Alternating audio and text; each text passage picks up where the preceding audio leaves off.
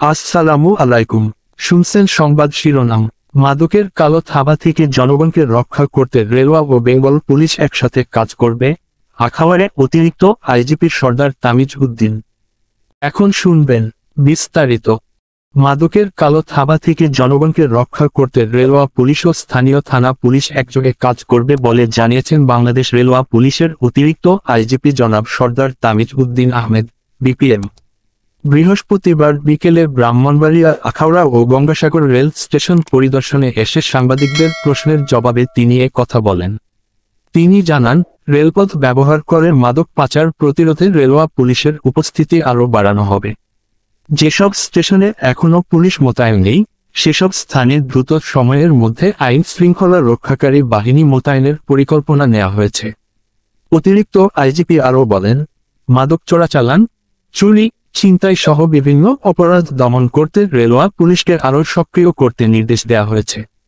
একই সঙ্গে রেলওয়ে পুলিশের সেবার মান কিভাবে আরও উন্নত করা যায় সে বিষয়েও কাজ চলছে।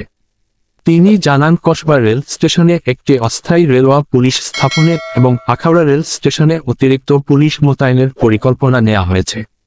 এতে করে রেলপথে মাদক নিয়ন্ত্রণ ও নিরাপত্তা ব্যবস্থা আরও জোরদার হবে বলে আশাবাদ ব্যক্ত করেন তিনি।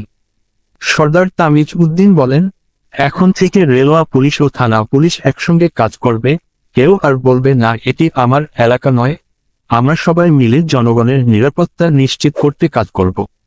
নিচে উল্লেখিত রেলওয়ে পুলিশের ঊর্ধ্বতন কর্মকর্তারা আখাউড়া ও গঙ্গাসাগর রেল স্টেশন পরিদর্শনকালে অতিরিক্ত আইজিপির সঙ্গে উপস্থিত ছিলেন DIG, HRM and intelligence railway police headquarter Sheikh Mohammad Rezaul Haider, PPM bar crime management কর্মকর্তা railway police headquarter Mohammad Golam Raouf Khan, PPM bar Sylhet railway জেলা police super Mohammad Mehedi Hasan, Akhaura railway সার্কেলে তদারকি কর্মকর্তা মোহাম্মদ এরশাদুর রহমান, আখাউড়া রেলওয়ে থানার ভারপ্রাপ্ত কর্মকর্তা SM. Shafiqul Islam, station superintendent Mohammad Nurun Nabi, Akhaura railway নিরাপত্তা বাহিনীর চৌকস মোহাম্মদ জাহাঙ্গীর আলম প্রমুখ।